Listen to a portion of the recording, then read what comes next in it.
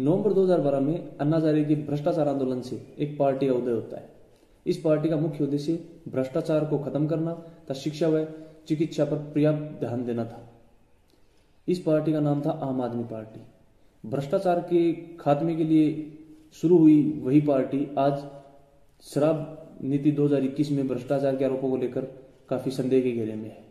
आज हम उसी शराब केस और मनीष सिसोदिया की गिरफ्तारी के बारे में चर्चा करने वाले हैं। शराब पीना स्वास्थ्य के लिए हानिकारक होता है, लेकिन यही शराब राज्य के स्वास्थ्य के लिए बहुत बढ़िया होती है, क्योंकि इससे एक बड़ी मात्रा में रेवेन्यू जनरेट होता है और यही रेवेन्यू बाद में विभिन्न प्रकार के विकास कार्यों और अन्य कार्यों के लिए काम में लिया जाता है। अलग अलग राज्य की अपनी अपनी शराब पॉलिसियां होती हैं, जिनमें सबके अपने अपने नियम होते हैं। इसके लिए प्रत्येक राज्य अपने राज्य में एक लाइसेंस जारी करता है, एक निश्चित शराब कंजप्शन की उम्र डिसाइड करता है और उसमें ड्राई डे निश्चित होते हैं। पुरानी शराब नीति को लेकर दिल्ली सरकार को काफी शिकायतें थी, जिसके कारण उन्होंने सितंबर 2020 में एक नई पॉलिसी का ड्राफ्ट बनाकर जनता के समक्ष रखा। इसके ऊपर काफी स्तरों पर विभिन्न प्रकार की चर्चाएं हुई और विभिन्न संशोधनों के बाद यह पॉलिसी बनकर उपराज्यपाल श्रीमान अनिल बैजल के समक्ष रखी गई, जिसमें उन्होंने लगभग 6 संशोधन किए और वापस सरकार को लौटा दिया।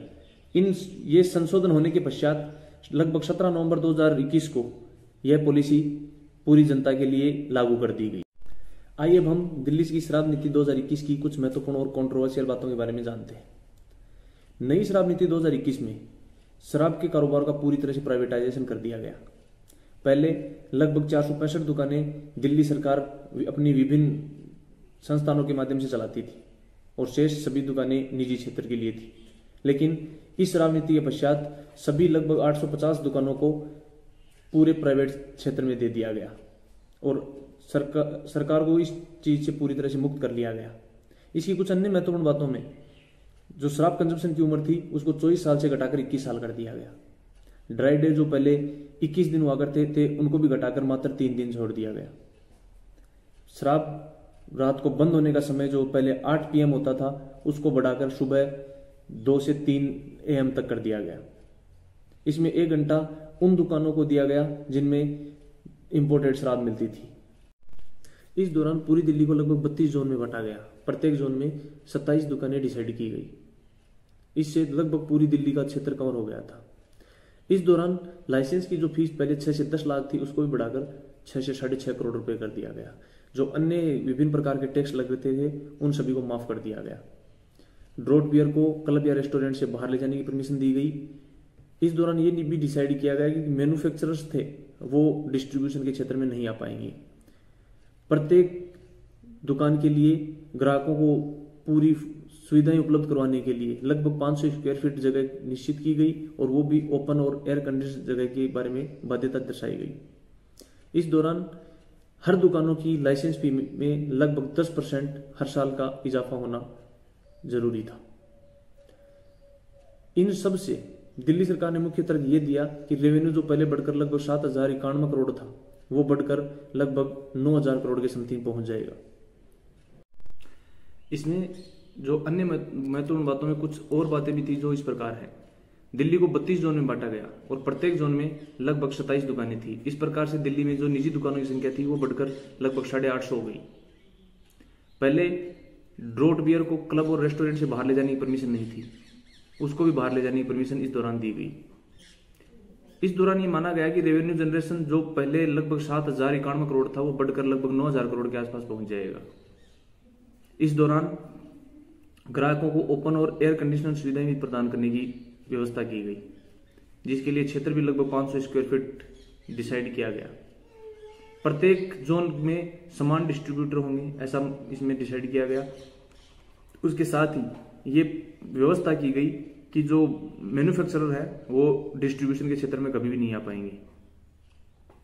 प्रत्येक वेंडर को अपनी रेट और डिस्काउंट खुद डिसाइड करने का अधिकार होगा और बाद में सबसे ज्यादा घातक यही साबित हुआ, क्योंकि इस दौरान बहुत से वेंडरों ने अपनी रेटें इतनी ज्यादा गिरा दी जिससे कि 50% डिस्काउंट पर शराब मिलने लगी, जिससे वेंडर्स को काफी नुकसान हुआ और जिसकी भरपाई वो आगे तक भी नहीं कर पाई। इसकी वजह से ही बहुत सी दुकानें बंद होने की कगार पे आ गई। पॉलिसी में कुछ नए संशोधन करने के लिए और उस प्रस्ताव में कुछ नए सुझावों के साथ यह दोबारा लगभग 8 जुलाई 2021 से पहले श्रीमान नरेश कुमार कैबिनेट सचिव के समक्ष यह प्रस्ताव रखा गया, जिसमें 8 जुलाई 2021 को कैबिनेट सचिव श्रीमान नरेश कुमार ने एलजी वीके सक्सेना को पॉलिसी की इरेगुलरिटीज के बारे में अवगत करवाया और इसी के दौरान उन्होंने मनीष सिसोदिया को भी नोटिस भेजा और श्रीमान अरविंद केजरीवाल को भी इस बारे में अवगत करवाया। इसमें जो महत्वपूर्ण इरेगुलरिटीज थी वो इस प्रकार है। वेट को घटाकर 25% की जगह 1% कर दिया गया। दूसरा, वेट टैक्स अब लाइसेंस फी के रूप में पूरी तरह से कलेक्ट किया जाने लगा। इसमें कोरोना के नाम पर लगभग 144 करोड़ रुपए टैक्स बिना एलजी की परमिशन के माफ कर दिया गया। इंपोर्ट टैक्स जो पहले बोतल पर 50 रुपए था उसे भी बिना किसी परमिशन के माफ कर दिया गया। लिकर एसोसिएशन का लगभग 31 करोड़ रुपया एनओसी पेश न कर पाने की वजह से उसे वापस कर दिया गया, जबकि पॉलिसी में ऐसा नियम बनाया गया था कि किसी भी फर्म के जमा पैसे को वापस किसी भी सिचुएशन में नहीं किया जा सकेगा।